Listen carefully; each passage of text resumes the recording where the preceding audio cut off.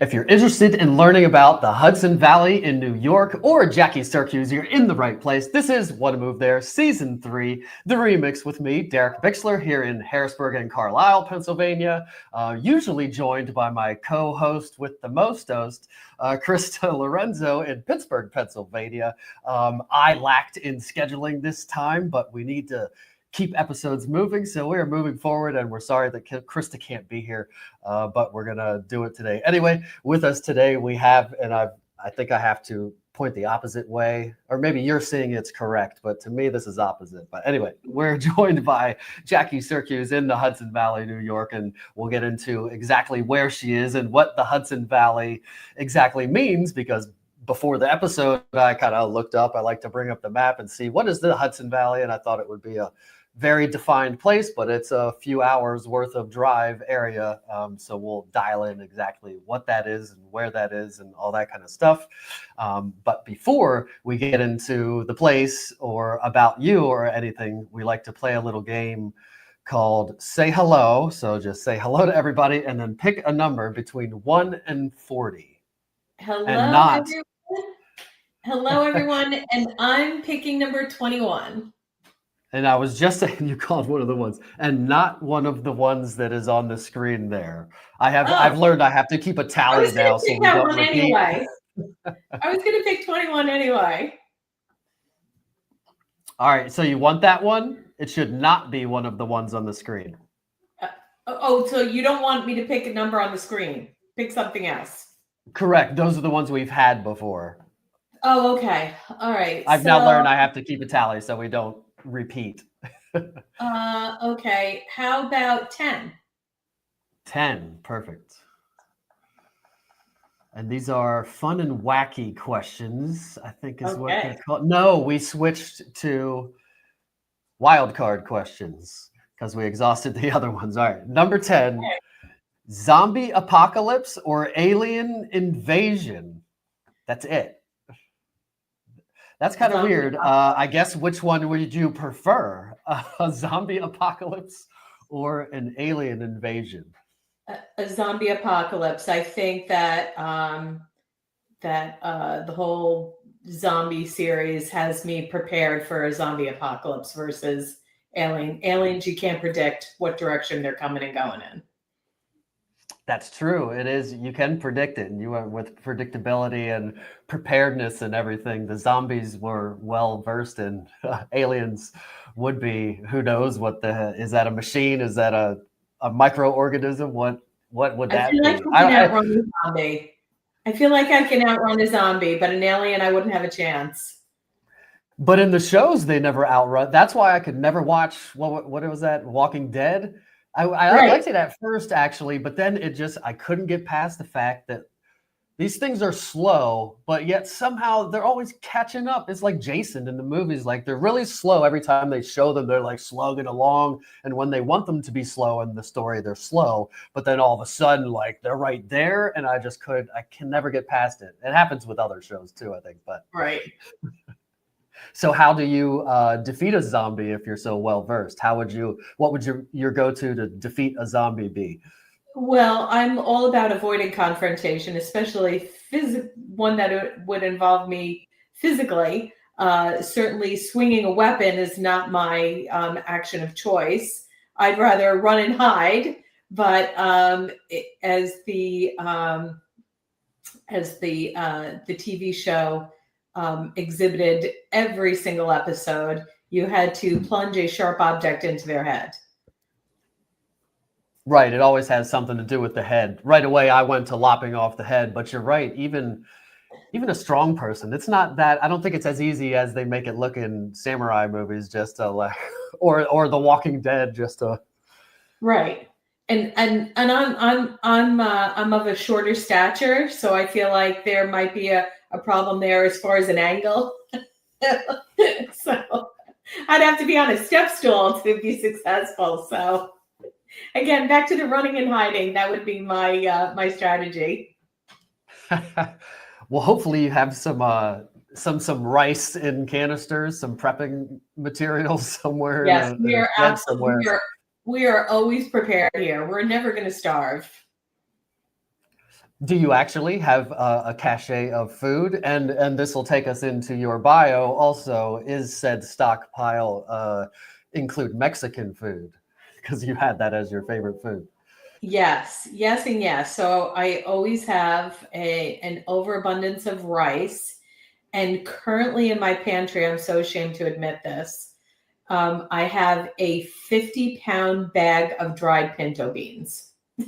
So as long as we have electric, we could survive on beans. How big is a 50-pound bag? It's it's probably about 2 feet tall. Okay. You haven't Yeah. measured out like servings to keep us existing. How many are in this bag? So it was one of those impulse purchases that I was at Sam's Club one day and it was marked down. And I was like, oh my God, this is a great deal. And I brought it home and my husband said, are we opening a restaurant? So I'm sure if it was legitimately for somebody who had a restaurant that was going to make, probably a week's supply of refried beans for a restaurant. But yeah, so we'll be able to sustain ourselves on beans for a while. That's great. It might be smelly in your fort or whatever your underground fort, but that you'll have protein and fiber. And my daughter would love it. One of her favorite things is bean. It really is bean chili. We call it just beans. All it is dark is kidney beans, black beans, a can of tomato sauce, and 1 pack of like taco, the regular yellow, whatever, El Paso original taco seasoning. Because it was like all we could get her to eat when she was little. And now she still loves it. She'll eat a bowl full of just beans. It's hilarious. That's a really sophisticated palate for a kid. I guess. She doesn't eat much else, but we got her on that. And now she's on spicy chicken too. So that's good. There's protein in that. You need water you said they're like hard beans. I never make beans like that. I always it takes 8 weeks to get them soft. If I could restart life with this one thing, or at least when I got married, I wish somebody had given me an Instant Pot, because it is absolutely a game changer. I think everyone should have an Instant Pot in their kitchen. It does rice in minutes. As far as boiling penne pasta or riggis or anything like that, you pour it in there, you cover it with water, you set it for half the time that you would boil it in a pot, and it's done to perfection. And in a fraction amount of the time with a fraction of the amount of water, and you don't have to wait for the water to boil. I also do, and people ask me all the time, what do I cook in there? I also cook garlic mashed potatoes in there. So it does you can do baked potatoes in there in the fraction amount of time that it takes to do it in the oven. Sweet potatoes, boiled eggs. I said rice, beans. So the hard beans that you buy, dried beans, you put them in there and they soften them up in a fraction amount of time. So then that's generally a foundation then for me to make soups. So last week I made a white bean and kale soup. I also do a split pea soup. I do a potato soup. So tons of soups in the Instant Pot, and chili. Oh, so it's like a pressure cooker essentially? It is. That they brand it as an Instant Pot? It's just a pressure cooker. It's an electric pressure cooker per se. Yes. Gotcha. I never had one, but that makes sense. Or like a crock pot / pressure cooker, like a couple. So the Instant Pot has that ability. So you can simmer or you can saute with an Instant Pot. You can do beans. There's a bean setting, a rice setting, the pressure cooker. There's a bean setting. There's also the slow cooker setting. So you can use it as a slow cooker as well. Huh. Yeah. That's pretty cool. Yeah. Maybe I should get one. Everybody talks about them. I feel like they were like the craze for a while. Like what are the other things? Air fryers, which is just a convection. This is just a tiny convection oven. And they've been around before. It's just Yeah, somebody we have one of was those good at too, but marketing them. it's just two different. I highly recommend. I think every kitchen should have an Instant Pot. Well, you might Yeah. have sold me on it. Does it cost as much as a Vitamix? Because it might change my mind. No, absolutely not. Well, I imagine that there may be some out there, but no, I just bought one recently, and it's not as far. And you can keep your eyes on them. They'll go on sale, and you shouldn't have to pay more than $100 for an Instant Pot. Yeah, in the restaurant store, that's where I got the Vitamix. I was like, I was driving past the restaurant store one day when I needed a new one. The old one broke, and I went in there. I was like, well, they have like industrial grade stuff, right? Maybe they have something. And they did. I found one for, I think it was $300 versus I think the one I had was like 12. It was like 1,000 or 1,200. It was somewhere around that. And I was like, well, it was more power. I looked up the stats. Everything was like the same or better. And now I still using that one for like 4 years now. Lasted longer than the Vitamix, which I think has a warranty, but I didn't think about that when I threw it out. But anyway, sweet. Well, we know what kind of food you like is Mexican. And what else we got here?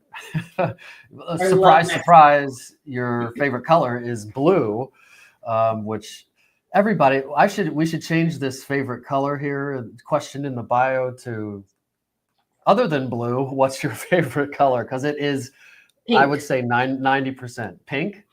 Pink. Nice. So when I have a shade of blue, I like the color of the sky. So I like sky blue. Yeah, that's one of my favorites now. Didn't used to be, but for some reason it is. And there's a sky blue Corvette that I spotted. We have Corvettes come to town, and I spotted it, and my daughter's been dying to see this sky blue Corvette, and we haven't, like, I saw it a bunch of times, and now we never see it, and she bugs me about it every day, something about this sky blue Corvette. 80s music is your favorite genre of music. Were you, what is this, like Michael Jackson 80s, R&B? What else would be 80s? Like George Michael, Def Leppard, 80s rock? Let's see, Expose, Janet Jackson, Shaka Khan. Anything that makes you, jump up and down and dance and be silly. Have you been to any concerts for any of those people? Or did you go to any concerts in the 80s? Oh, yeah. So let's see, years ago. Yeah. Let's see. I went to, what did I see? Oh, I saw Janet Jackson. That was a great concert. Lots of us have seen it. You saw the recent tour? No, no. I'm talking about way, way back in the day. Okay. Yeah. That was my first concert ever. I've already told the story on this podcast because Heather Ludlow, I think you know who that is from Clubhouse, maybe if not, Heather Ludlow. She went to that concert, so we kind of talked about that, and Janet Jackson was one of her favorites. Also, Krista, co-host here, for those of you that don't know, also, I think, went to one back in the day and loves Janet and wanted to be a Janet Jackson dancer or something. So we've got a lot of Janet fans in the house. Did you watch the documentary? No, I didn't see the documentary. But fairly also new on Netflix or something. Go ahead. Central to our area, though, we have the destination Bethel Woods, which is the original Woodstock site. Oh, really? Yes. How far is that's, like, out in the woods somewhere? So it's actually it's in Bethel, New York, which is in Sullivan County, which is I'm physically located in Orange County, and Sullivan is above me to the northwest. Well, this would be a good time actually to bring up our handy dandy map. And what did I want to pull up what you just said. What was it called? Bethel, New York. Bethel Woods. So Bethel Woods gets a lot of some real legitimate serious talent. They like any country name that you can think of has been there. We've seen Dave Matthews there numerous times. but they also get comics too. They just had a couple of weeks ago, Sebastian Manifalco, or he was there recently. But let's see. Bethel Woods Center for the Arts. Yes, so you can go there. You can take a tour. There's a museum. They have all of the art from, when the folks back in coming to Woodstock would come, and they were parked on 17 in New York and just abandoned their vehicles to come and see, all of those great people back then, play music. Yeah, and it looks like it's kind of, is it removed from, is that considered the Hudson Valley? Or maybe you can define the Hudson Valley here, because by the map, I see kind of the river running up there from New York City up the state. And then it looks like it would almost be on the other side of the mountains if I could see the mountains in a terrain map or something. So is that part of the valley?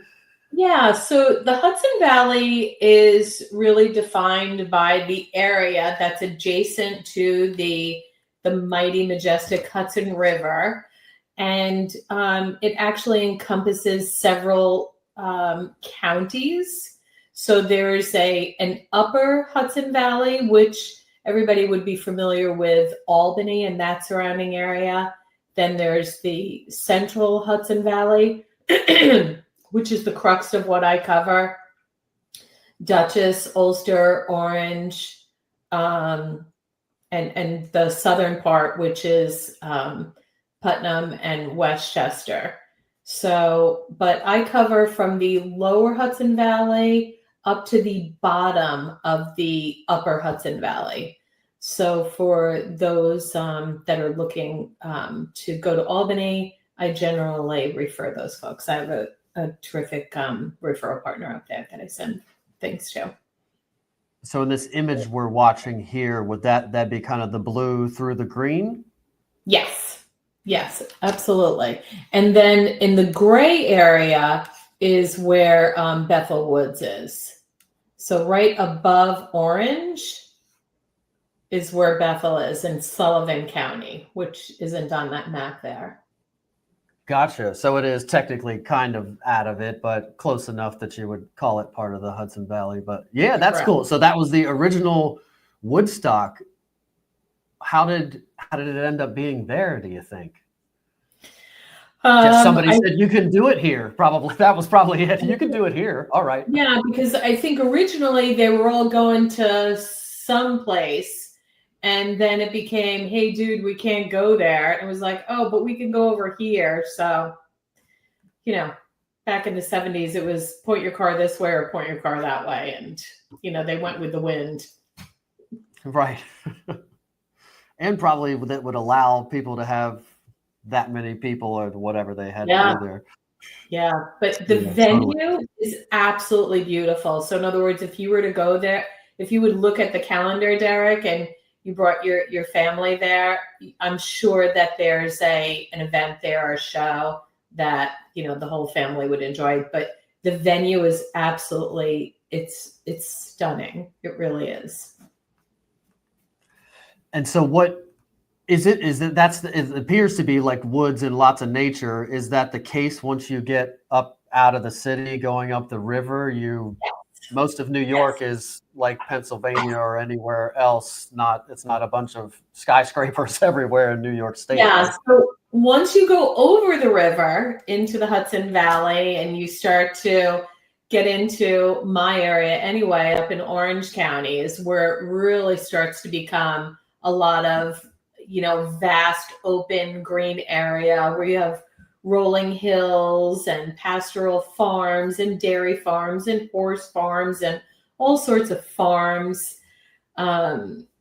You see, we see a lot of barns, and it's beautiful. So when people come up from the city, from one of the 5 boroughs, Bronx, Brooklyn, Queens, Staten Island, Manhattan, and they come up and you get to appreciate that beauty through them when they notice something, especially this time of year. Now, as we start to get into the fall and we've already started to notice the leaves are falling and that'll draw people up just to watch the leaves change. They also come up this time of year to go apple picking. We have a lot of apple orchards here, which also have a lot of pumpkin patches. So they come and they pick apples, they pick pumpkins, they eat apple cider donuts. They watch puppet shows and apple cider, hot apple cider. So it's really a great fall destination, especially those coming from the city, just to come up for a day visit. And then they come up for the day and they think, wow, this would be an incredible lifestyle year round. And a lot of folks that we have that live here, that work in the city, Orange County is very commutable to the city. So you could get a lot for your money. Average home price is about $400,000, but the $500,000-$600,000, you're getting a really, really high-end house. So, which alternatively, in one of the boroughs, you're not getting anything for less than $1 million. And what are these? Is this the whole river kind of littered with? Are these small towns? I just clicked on random here, Kingston, which is roughly kind of looks like it's maybe halfway up or something. Are these little small towns, small town America? Yeah, so Kingston is kind of the city. Actually, the history behind Kingston is Kingston actually was the original capital of New York. And then it became Albany. So Kingston is somewhat of a city, if you will, in its in the sense of the word, and it's the halfway point sort of between here and Albany.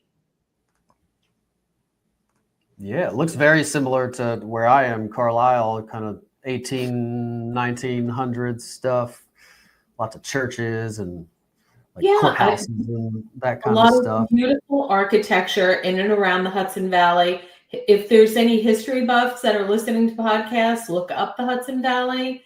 It goes back to Revolutionary War times. We have in the hometown where I grew up in Chester, George Washington slept in one of the buildings there in the village of Chester. And also, fun fact about the little dairy town Chester that I grew up in.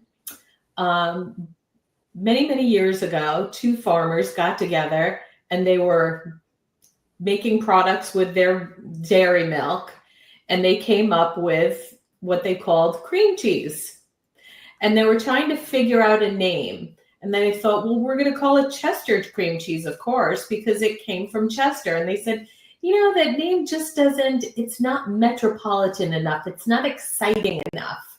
So they came up with the name Philadelphia cream cheese. And that's how it stands today. So Philadelphia cream cheese was created by two dairy farmers in my dairy town, Chester, New York. And do you know why they picked Philadelphia? Just because that's a known place that people will buy into? It didn't sound fancy enough. And who knows Chester? But I guess back in the day, Philadelphia was this big, thriving, exciting city. So they thought, we'll name it Philadelphia cream cheese, and that'll be exciting and everybody will want it. Yeah, totally. And still to this day, I'm sure owned by Procter and Gamble or Johnson and Johnson or something like that. But I was just thinking, my daughter is on a sour cream kick right now, and I like it too. I try not to keep it in the house because I like it too much. We have it a lot. Yeah. But I think that's Daisy. I guess they don't make sour cream. I was thinking maybe they did. But there's actually, so in Chester, New York, in front of that dairy farm, which still exists today, it's actually one of the most popular photographed places in and around the Hudson Valley. This barn and silo and rolling farm. There's an official plaque, one of those historical plaques that tells the story about this is where cream cheese was invented, where it was originated. You got to bring with you a package and the Graham, Yeah. nice picture, yeah. Yeah, And that's a good here we idea. have Lebanon bologna, so we eat the crap out of some cream cheese because you just spread it on the Lebanon bologna, roll it up, and eat rolls of bologna with, I like it heavy, cream cheese. Yeah, that's awesome. So are there any things in the Hudson Valley? Obviously, it's kind of a large span of space like we talked about, but are there any things that's kind of known for or isms or unique things about living in the Hudson Valley or? So let's see. I think I touched on some of them already. We have we do have a lot of apple orchards. So especially this time of year, Warwick has a lot of apple orchards that are very popular because they're at the southernmost part of Orange County. But you'll have apple orchards that go all the way up into Ulster County that are they're beautiful.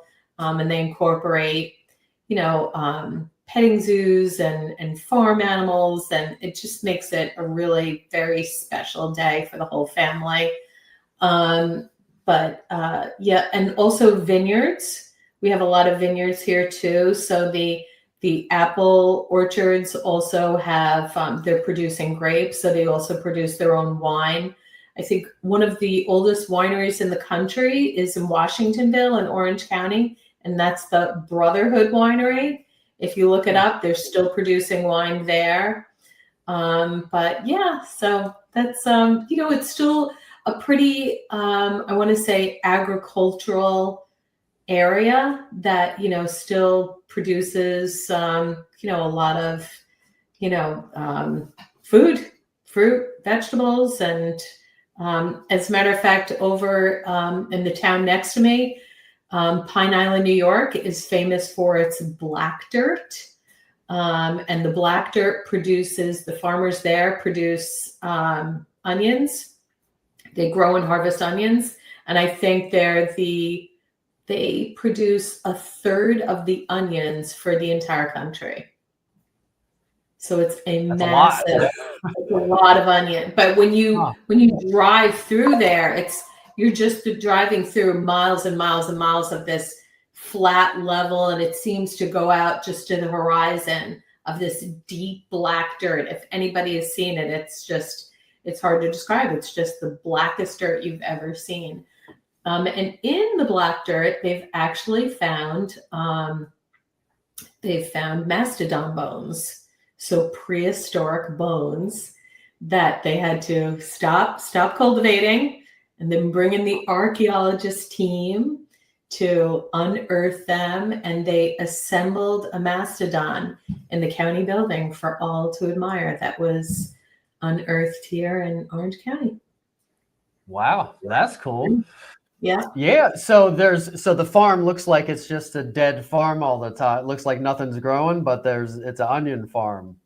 But there's a little thing that pops out, right? Like it does have something that pops out the top. So it's generally a green stalk that comes on the top of an onion, but they grow everything there in the black dirt. They grow, in addition to onions, they also grow pumpkins there. So several years ago, when one of the hurricanes made it this far up here, it drenched the black dirt. It looked like an ocean, and in it, the pumpkins were floating. It looked like a sea of orange balloons. That's kind of cool.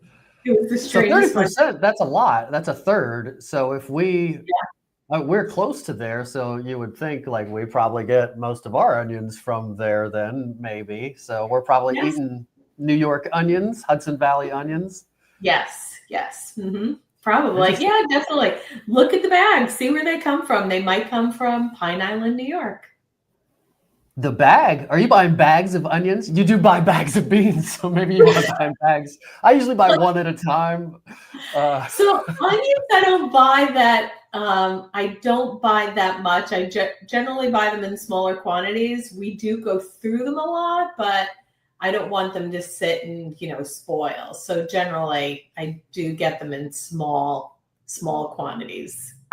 Yeah, they do tend to last way longer than any other fruit or vegetable for whatever reason. Maybe it's the enzymes in them or something. They seem to do okay for long periods of time. Yeah.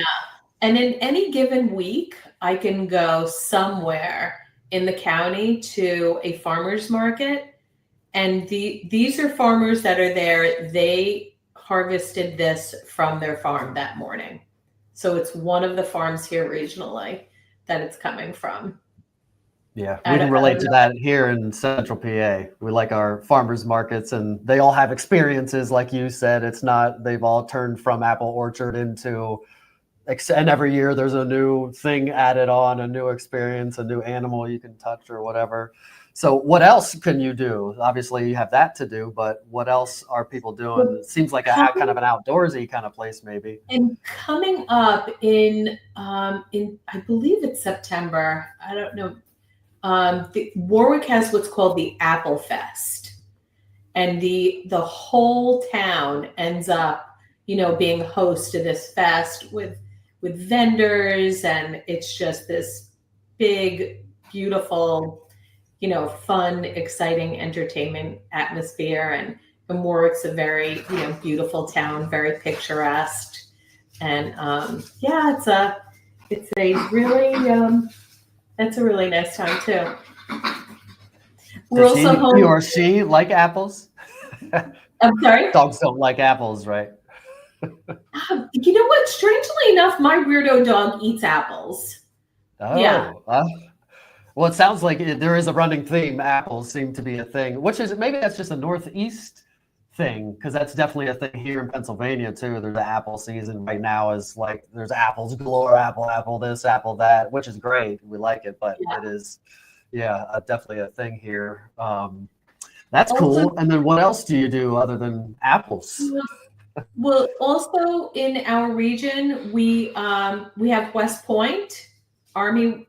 That's where the Army West Point Military Academy. So they that's they're going there to go to college and then go out there and protect our country. But throughout the year, they have a wonderful athletics program. So we'll go and we'll go one Saturday afternoon, and we'll go for Army football. In the wintertime, we'll go catch Army basketball or a hockey game. And then in the spring, there's the springtime sports as well. So, and West Point is beautiful. It's right on the Hudson Valley. So they have a gorgeous campus that also is rich with history. They have a beautiful museum in there as well, but that is absolutely worth checking out if you're in the area. Yeah, I've actually been there to a wedding at West Point. Okay. Yeah. The Hotel Thayer? That's maybe, it was a while ago. Not super, 8-10 years ago maybe. But yeah, I remember it being nice for sure. But I didn't know that Army, like the Army football team, the Army teams, that's West Point. Yes. So why don't they call it West Point? Because it's Army pride and you have to call it Army? So where don't they play Navy? What is Navy? Where does that come from? I don't know where Navy is. I don't know where just a Navy college, or it's just the military gets football players. Yeah, no, Navy. Somebody, if you know that in the comments, tell us where Navy comes out of. I don't know off the top of my head where Navy is, where they're out of. But also next to West Point is another fun destination is Bear Mountain. So Bear Mountain is it's a state park, and they have an animal park there where they also have a bear den, so you can see black bears, and all sorts of wild animals that are popular to this region. You'll see raccoons and fox and porcupine and all those types of animals, and birds that are popular to the region. Yeah, and you already mentioned before, I think that the leaves, at least right now, if you're watching now in September, they're about to change, and here in Pennsylvania too. So I'm sure that's an awesome time to visit. And after that, it's a little bit depressing, or at least me. As soon as it's all dead, I'm like, oh man, but the bugs do go away. So that's kind of nice. Yeah, it's kind of sad when the leaves all turn, but then, then the snow comes. The I was going to snow say, you comes, get probably a good winter then, right? you get a good winter, and generally everything, gets covered with snow. And then, so it turns from, one beautiful scene to another beautiful scene. And then what do people do for work? Are most people commuting from like Albany, from somewhere else up or down, or are there obviously you have colleges here and there and things, hospitals probably, littering, but anything else, any industry? Cream cheese? So I think because of the proximity to New York City, our population has grown a bit over the past few decades, certainly. And it's brought with it a lot of professionals. But we do have a lot of folks that are commuting to the city, that are commuting to Manhattan. We have a lot of city employees, New York City firemen, New York City policemen, New York City sanitation. There are school teachers, administrators that work for, the New York City schools. But then also around here, schools are a big employer, colleges are a big employer, hospitals and medical centers in this area are also big employers. A few years ago, there was an Amazon warehouse that went in. So that's a really large employer, big pull, Amazon. Yeah, and then also what we have is in the southern part of Orange County is another popular destination for people, not only from New York City, but internationally. It's called the Woodbury Commons Premium Outlet Center. And the Woodbury Commons Premium Outlet Center, it is if Disney came up with a place that was just shopping, this is it. They literally bust them up from all over the place to come here, and it's beautiful. They have this international food court, and everything is brick pavered, and you have all of the popular high-end designer names, but things that you wouldn't walk into their stores down in Manhattan and buy, but up here at the outlet you would. So I think the last time I checked, there were just under about 300 stores. So every brand name that you can think of is probably there. And then what is this, an indoor mall or this is outdoor? Here our outlet malls are usually outdoor. Yeah. It's outdoors, and they really do. They definitely they cater to a very vast international clientele, because as you're walking through, you hear over the PA that they're welcoming everybody in half a dozen languages.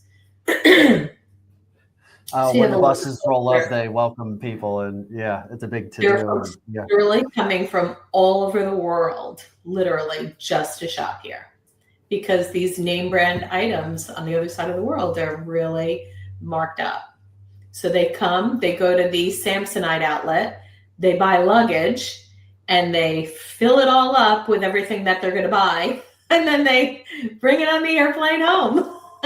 As much as you're legally allowed to take home with you, or maybe even more than you're legally. Yeah. Can you ship stuff from other countries to another country? Yeah, well, that's cool. It sounds like there's a lot to do, and a lot of things we probably didn't even talk about that we could have a whole nother episode probably. One thing I do want to ask you before we get out is I always like to ask food. Is there any kind of like quintessential food, or is kind of just Americana mixed kind of thing? I would say we're if I had to nail down like one thing maybe we have that's different is maybe Pennsylvania Dutch, kind of Amish, meat and potatoes, apple pies, that kind of thing. I'm kind of picturing the same thing up there, but is there any kind of food or anything like that that's special up there? I think it's kind of a mixed bag up here. Certainly it's American cuisine, but I would say that Italian really is kind of like the go-to standard that you can find in any town here and be really pleased and happy with.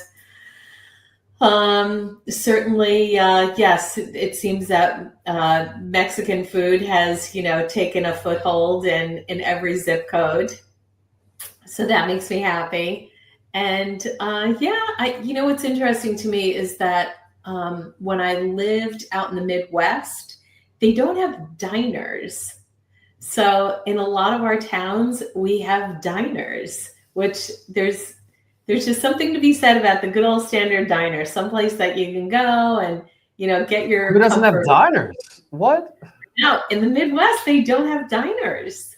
But do they in like California or all the way west? Or is it just a Midwest thing? Or is it only like an East Coast thing that diners are a thing? It's an East Coast thing. I think it's just something that all of us are kind of used to. And then the farther you get away from the East Coast, it's just not a thing.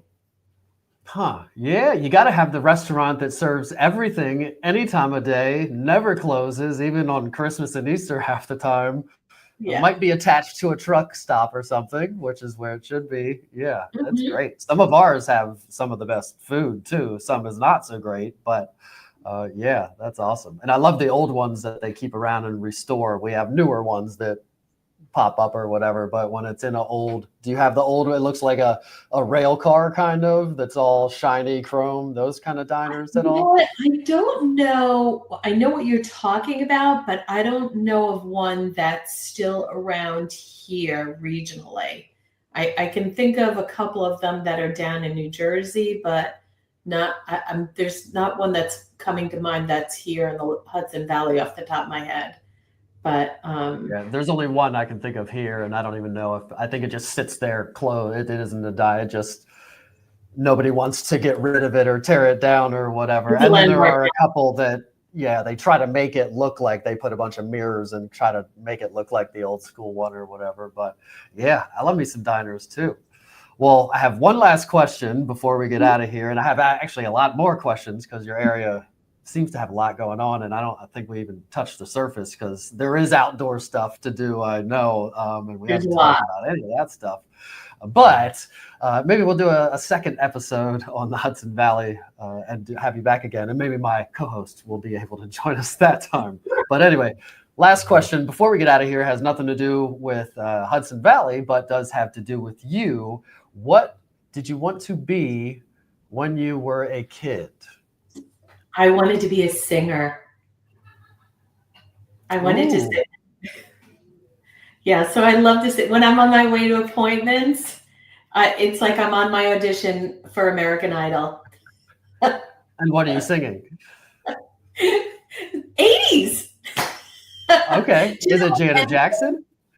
So I love singing anything. And I love Broadway classics. So I love singing Phantom of the Opera and all of those. So I love singing an operetta. Classics. So really anything, any genre. Yeah, that's awesome. I'm also a closet singer or whatever. Every time my kids are like, Daddy's a good singer or something, I'm like, yeah, that's all I need is that. I would love to be a rock star. That would be mine. Probably. Yeah. Cowboy. I think I wanted to be a cowboy. And then right now, rock star or comedian would be like, how good would it feel to stand up on a stage? You could obviously know what I mean. Yeah. And have all the, like, I can't even imagine how awesome that would feel.